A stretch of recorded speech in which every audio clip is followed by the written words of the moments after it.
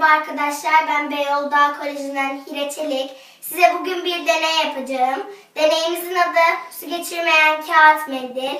Deney malzemelerimiz bir kap dolusu su, bardak ve kağıt mendil. Deneyimize başlıyoruz. Bardağın içine kağıt mendilleri düşmeyecek ve hava almayacak bir şekilde koyuyoruz.